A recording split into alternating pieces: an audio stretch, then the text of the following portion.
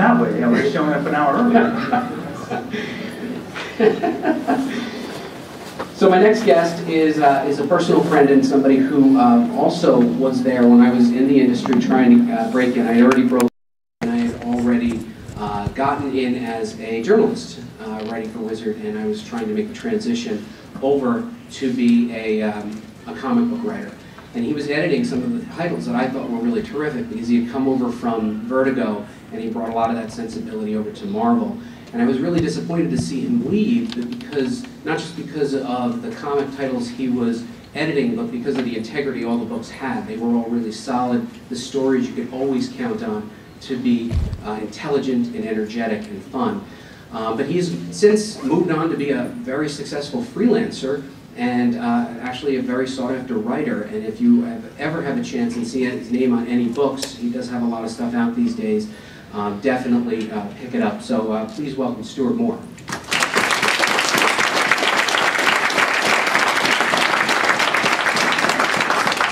My last guest is just walking up, but he's going to stand by the poles. Hide for a minute so they don't see it.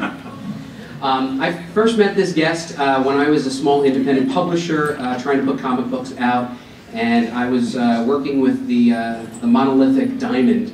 And if you've ever heard stories about working with Diamond, it's a big challenge and really scary for an indie guy putting out his own books. But there was one person there that everybody liked working with because he cared enough to take the time to tell you why your book sucked. And he would tell you why and tell you how to fix it. And for a guy that was supposedly a sales guy working in distribution somewhere, he really seemed to know what he was talking about. And if you checked out some of his own stuff, you started to notice that he had talent of his own. He's a good, accomplished penciler who continues to do work, but he's also moved on to a pretty important role. He was brought on, I forget as exactly what, but he was one of the editors and has since become the publisher of Top Cow. Please welcome Mr. Philip Sauer.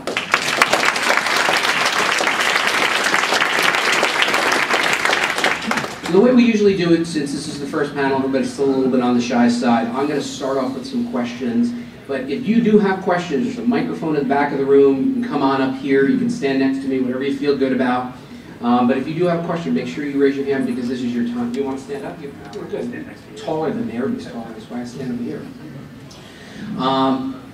So first question. I think the most important question is, I'm going to first direct this to Stuart because I think it's really important because right now you've done the transition that everybody wants to know about, which is editing in both of the publishing houses and being an active freelancer. What do you bring to your freelance role that you learned as being an editor? That's a big question, and there's a lot of that answer would be different for anyone you asked it to. Obviously, as an editor, I learned a lot about exactly how comics work, and there's a real value to a writer in just having experience working with a lot of different other writers' work. I worked with guys like Garth Ennis, Neil Gaiman, Brian Bendis, and they all have different styles. They all use different tricks. I know some of the stuff about why Bendis's scripts work in a way that other writers don't, that aren't obvious when you just read the books.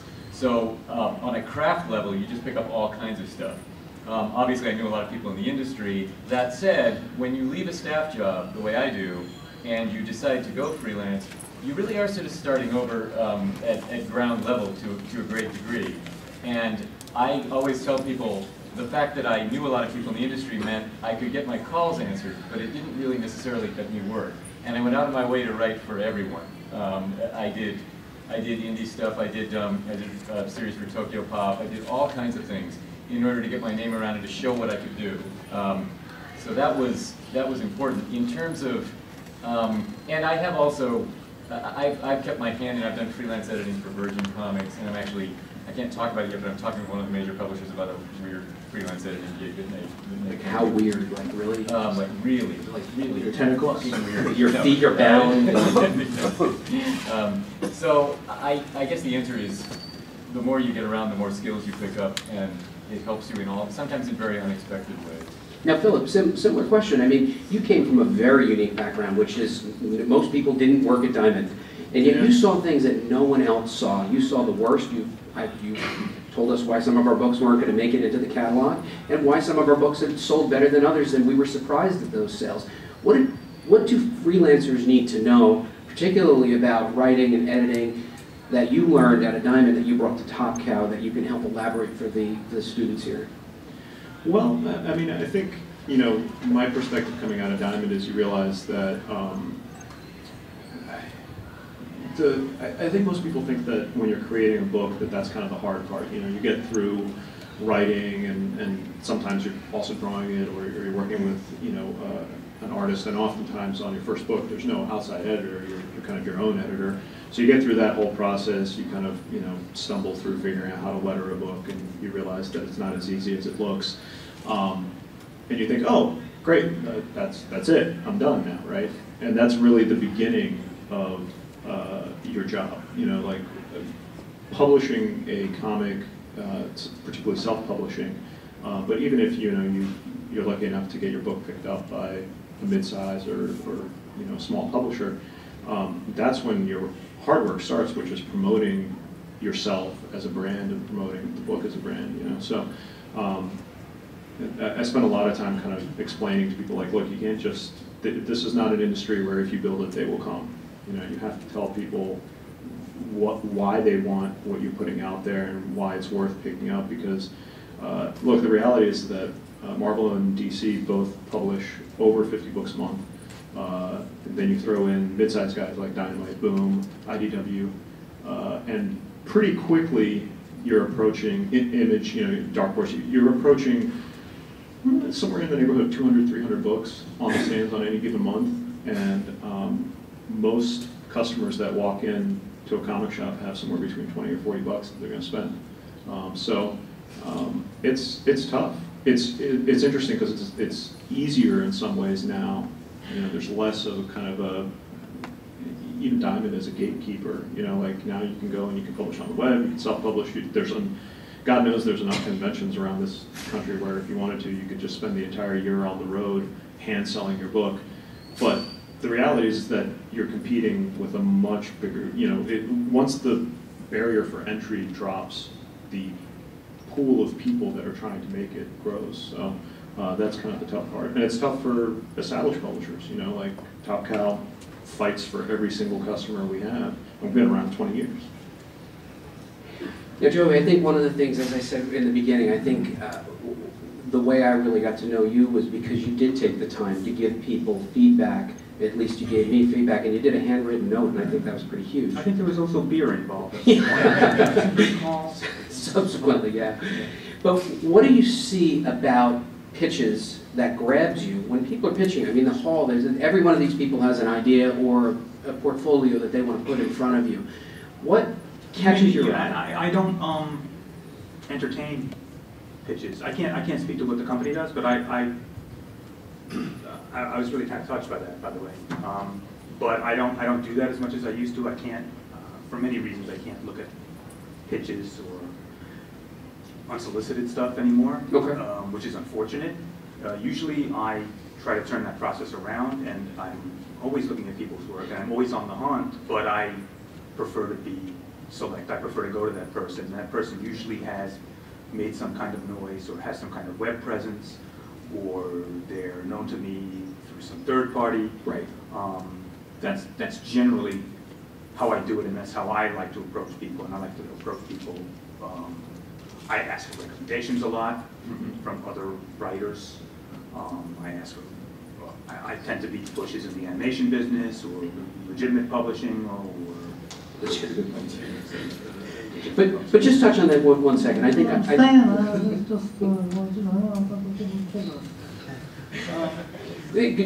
just touch one. You did touch on something that I think is worth explaining.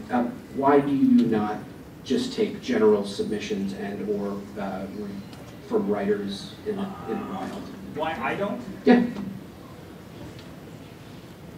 Well, DC is policy. Yeah. DC That's what I want you to get into that. That's not. That's I can't. I don't want to go into it too deeply, but DC does have a policy that says no. And it's on their website. For Top Cow, yeah. it's pretty simple. We don't entertain unsolicited submissions because there's you expose yourself legally when you do that. That's what I want. Well, that's what I'm trying to get to, because there is a reason behind this. So essentially, you know, we're developing projects all the time, and every publishing company is developing projects all the time. And if we take unsolicited submissions and then 6 months later we publish something that bears a vague resemblance to something you sent us, all of a sudden now you may think you're entitled to something. And it just, here's kind of a general question of the room. How many of you guys are interested in writing comics? Okay. How many of you guys have one fabulous idea that is better than anything being published right now, and you think, like, you know, I'm just going to change the world with this thing? Okay, cool. How many of you guys have 5 ideas like that? How many of you have 10? How many have 20? Okay, so here's the thing. My point is, everybody's got one great idea. One great idea a career does not make. Okay, so it's not about having one great idea. It's about proving as a writer that you can consistently produce good work. You know, Brian Bendis is not Brian Bendis because he created Powers. It's because he spent 10 years in the trenches, self-publishing, selling 1,000 copies of black and white books. And something I like to tell, because I do a lot of reviews, mostly with artists, because it's a lot easier to kind of look, and artists can do samples of pre-existing characters that you can quickly kind of take stock of. But I tell them, particularly with writers, look, on average, and your mileage may vary, but on average it takes a human being about 10,000 hours of effort and study to become decent at something. Not great. And it doesn't matter whether you're learning how to play basketball, the drums, or how to write comic books. 10,000 hours. So if you devote 20 hours a week around work and school and whatever other obligations you have in your life, which is usually on average what people can devote, it's going to take you 10 years to become adequate. Okay. If that sounds really hard, the comics is not for you. If 10 years of kind of self-publishing and getting through kind of the lower trenches of comics sounds like a really long time and more work than you want to put in, comics is not for you, sorry. And that may sound a little bit harsh, but I believe you just bummed me out. but see, that said, I don't think you discouraged anybody. Yeah. That's really but see, here's the thing: there's like this old Asian parable about like an old master, you know, that teaches kung fu, and this young student comes to him and wants to learn, you know, the secrets of the, you know, 5-finger death touch, whatever. And the master basically berates him, tells him he's not ready to go away and stop wasting his time. And so the guy goes away, and then he comes back later, you know, many years later, and says, you know, I'm kind of filled with regret that, you know, I really was passionate about kung fu. This is what I wanted to do, and I didn't do it. And it's your fault because you told me that I wasn't good enough. And the master looks at him and goes, if you were really meant to do kung fu, nothing I could have said would have dissuaded you. So I think there is that persistence. If I can turn this around to something else, because this is a bit of advice. If you sit here for the whole 6 hours with Buddy, you'll probably hear this a lot. But if as a writer you want to work in comics, you have to produce work, and as your best resume, your best sample materials are actual finished comics of one kind or another.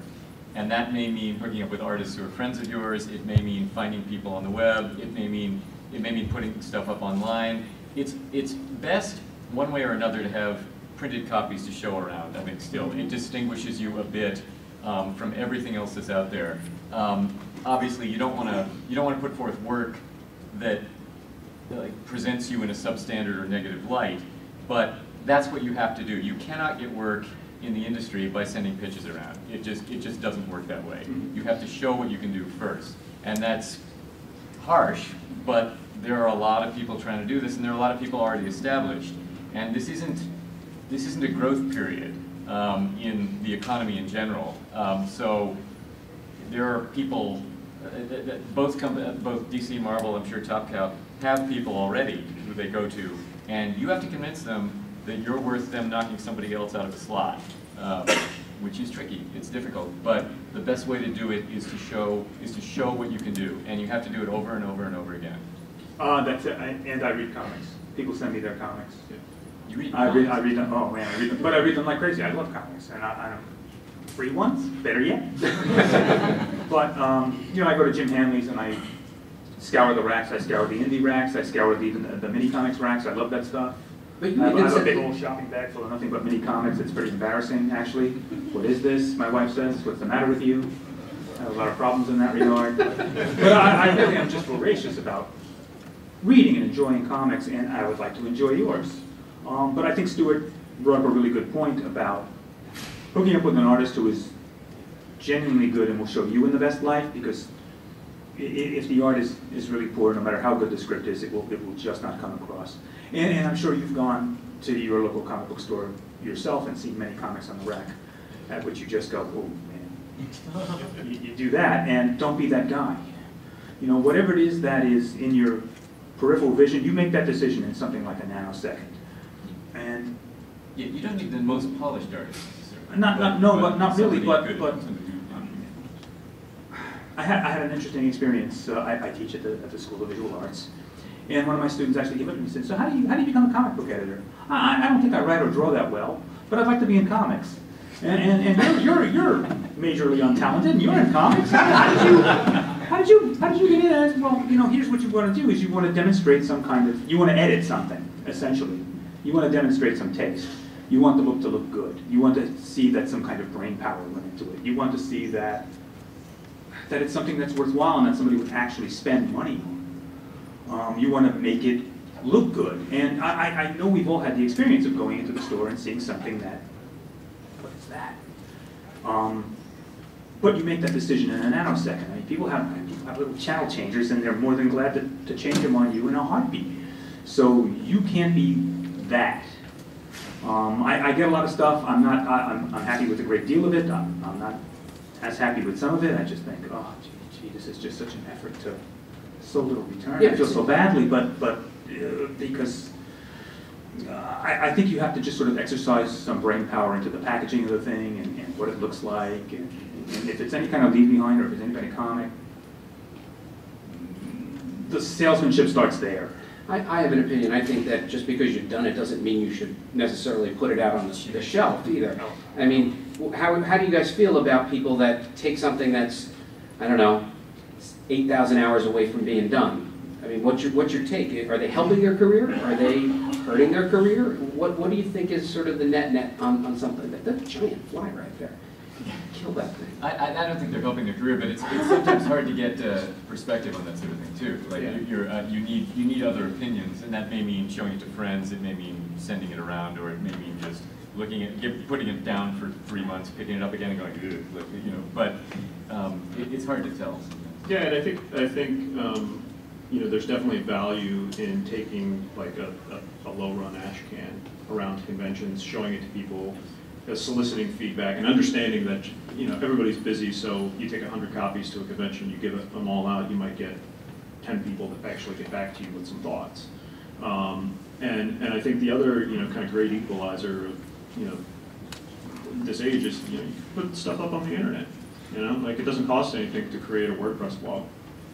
Right? And that's what you do. I mean, you have your like sketch a day, which you don't always keep up with, but it's been a while since I updated that, but thanks for pointing that out. Where is that? Anyway, you know, the nice thing about the internet is people are not shy about telling you when you suck. I know. And you learn. I read a lot of comment threads on Newsarama and CBR. Question in the front row.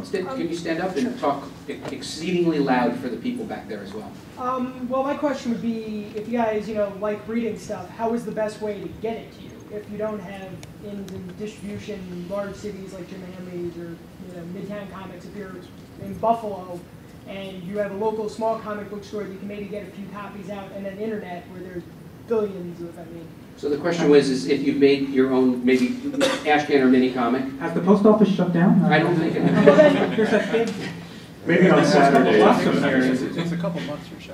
So The follow-up being then, Go would you ahead. then recommend, like, sending to Joey Cavalieri, care of DC Comics, just randomly? and would you recommend Yes, sir. sending your work product to an editor, preferably Joey Cavalieri because he loves mini comics? Yeah.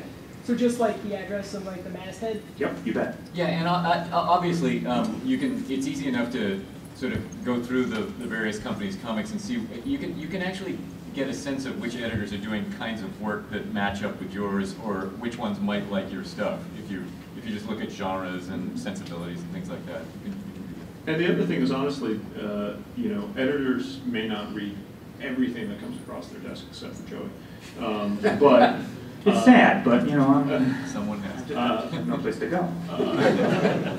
But you know, we do keep our ear to the ground, and so again, part of it comes back to the consistency of work. You know, if you just have one project that you put out and then you don't do anything else for 3 years, then chances are, no, I'm not going to hear about you or think to pick up your book and read it. You know. Can you just touch on something really quick? You talked about ear to the ground. That is creating a buzz, and you mentioned that earlier about your personal brand. There have been times, and I know because you told me, where you've discovered talent because they were up and coming. You were like, I got to get my hands on that guy. What's the importance of that, not just for artists, but for writers as well? Could you just touch on that? Yeah, I think, you know, just again, if in the same way that a printed copy at a convention is a really great thing. Something else that is great for promoting yourself at conventions is getting an artist alley table. They're, you know, I mean, in the grand scheme of things, relatively inexpensive.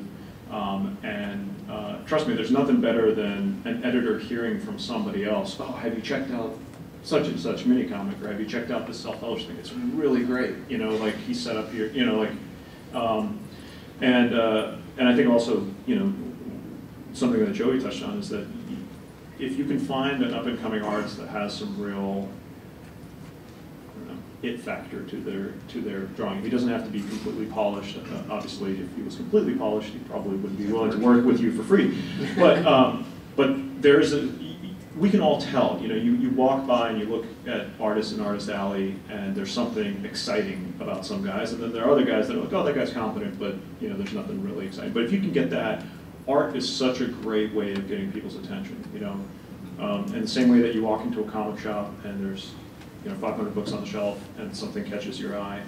That same thing happens for editors when we walk down Artist Alley. And I think virtually every editor I know that comes to a convention will walk through Artist Alley at least once, looking to see, is there somebody new? You know, is there somebody exciting here? And there, Can I just add one thing to that?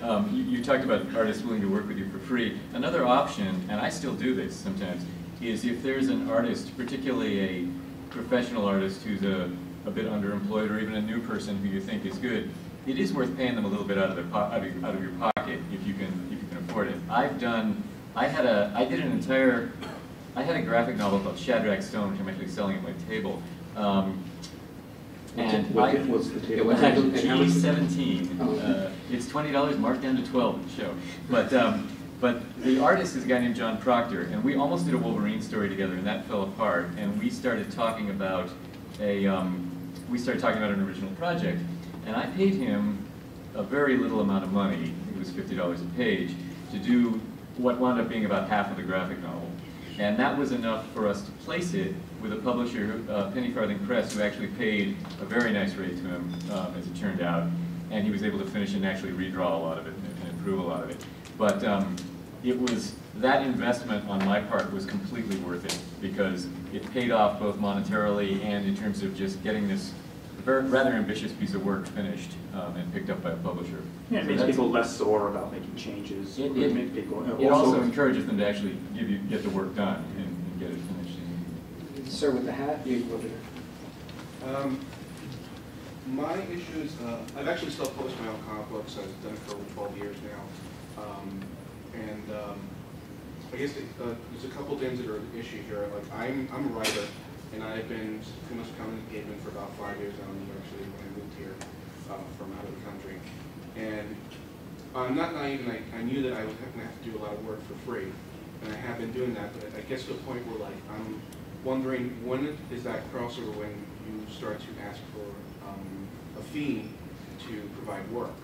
And because I mean, I've been offered editorships at websites, and I've done columns, I've done articles I've published about comic books, I've written on the comic books, but it just seems like, you know, like my worry is that maybe I'm just spinning my wheels and not really kind of going forward with my career. So the question that he posed is, since he came to New York, he's been writing, he's been editing, he's been trying to gain some traction in his career, but all of it is for free, and he's wondering when will he start to be able to make this a career. Do you want to take that, freelancer? Well, it's okay. Yeah, I'll start. It's I can't answer it for you. It's first of all, you're talking about a few different fields. You're talking about web journalism, which there's very little money in, obviously. You're talking about comics, which there's very little money right now in original startup projects. So the money, this is, I don't want to generalize too much because it depends on what kind of work you're doing. But the money in comics, in the kind of comics we're talking about, tends to come in when you do company-owned work. And that's a case where, as we've been talking about, you have to sort of get the attention of an editor, you have to prove it to yourself. There's no answer. When I went freelance, I did a graphic novel for no money up front. I think I've made a total of $37 in royalties on it. It was a worse deal for the artist. But I did stuff for very little money. I did some work for, well, I won't get into the publishers, but I just needed exposure, and the career path that follows after that is going to be different for everyone. And it's going to depend on your level of talent, your versatility, the type of work you do, the situation of the market, your abilities at self-promotion, your abilities at networking. And there's no one-size-fits-all path. So I realize this sounds like not a very helpful answer, but I can't tell you when money starts to kick in. Is it anybody? If I had to do it all over again, I don't think I could in this field, in the economy. I mean, if I had to do it all, the only times I hadn't been paid in the field is when somebody deliberately had agreed to pay up front and then reneged on the deal, and then I wound up suing them or whatever. Those were my very early experiences, but I can't say that there was ever before your time. Yeah, because and I'm just saying this as a freelancer and not connected to DC at all, but there's a reason you pay for something, and if you pay for something, frankly, you own it. I don't understand what they're getting from you if they're not paying from you. They're getting content, but there's no clear title to that content unless you're paying for it. I just don't understand that. I don't understand that at all. Well, are you talking about comics specifically, or anything? Yeah. In any field, I'm saying, money equals ownership. To a freelancer. Well, there are deals for rights. There are deals for back-end money. Yeah, technically. But that's agreed to, right. upfront. Yeah. I don't know what. Again, that's so broad. I don't know what that's. Yeah, I think as far as having a sense of whether you're spinning your wheels or not, each project you do, you need to evaluate each project you do. There's certainly a point very early on where you just, if there's an opportunity, take it. But at a certain point, you have to start evaluating the opportunities that are being presented to you, and not necessarily about money, because like we've said, really, unless you're working on company-owned properties, there's no page rate in comics outside of that. Most projects where you own a piece of it, it's going to be for back-end money because they typically sell much less. And yeah, there's a very hostile market for those right now. So I think what you need to look at is, okay, so you're talking to an independent publisher, look at, do they have a marketing plan? How are they going to promote your work? That's what you should, what are you getting out of it other than doing some additional work? Because frankly, if you're working for free, and the publisher's plan for marketing is that they're going to show up at a couple local conventions and get the book put in a couple local shops and offer it online, well, you could do that by yourself. What do you need them for? Yeah, and I will say, just for myself, when I consider work, freelance work, I have about I'm not going to remember them all because I was up too late last night, but there are about 5 points I consider, all on a sliding scale. One is money up front, one is my own interest in the project, one is how it may contribute to my career, what the visibility of it is. One is, do I like the people I'm working with, which is not purely a personal thing, because that contributes to how well the project comes together. And I think there's a fifth, I can't remember it right now, but I really try to... We're up. What's it? You were up last night. Last night, yes. Party on. Party. But that's like, I try to look at these things analytically, and there are some projects that are just so much fun and so good that you're going to do them no matter what. And there are some projects, if you're lucky, there may be, well, lucky, but not, it's not the be-all and end-all, but there are some projects where the money's going to be good enough that you'll make it work for yourself. I don't take on a project if creatively I don't think I can make it work.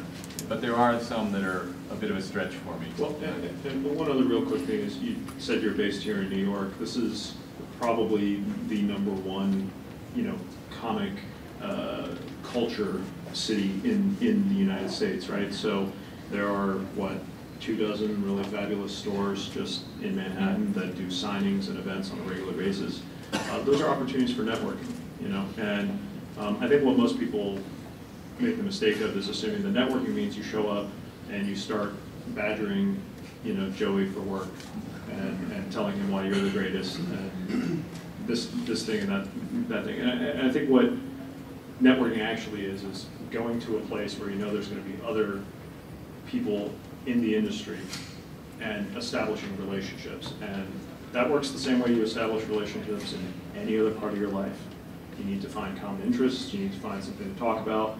And again, here's one of the other things that I don't think it's talked about a lot, which is a relationship between a freelancer and an editor is like any other relationship in your life, in the sense that I'm going to have to talk to you a lot, either by email or by phone or in person.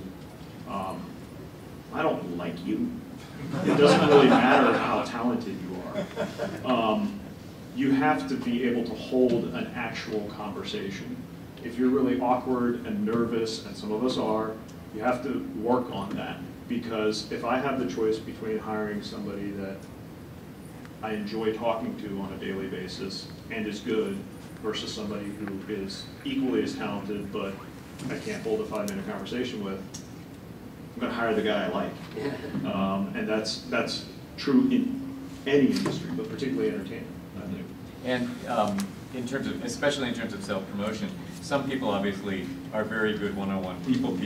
Other people are better sort of at social networking and internet, and there are multiple ways to do that stuff. There are many ways. Oh yeah, absolutely. I mean, I know creators that have, crafted entire relationships and networked entirely through Twitter or Facebook. Yeah. There's a question.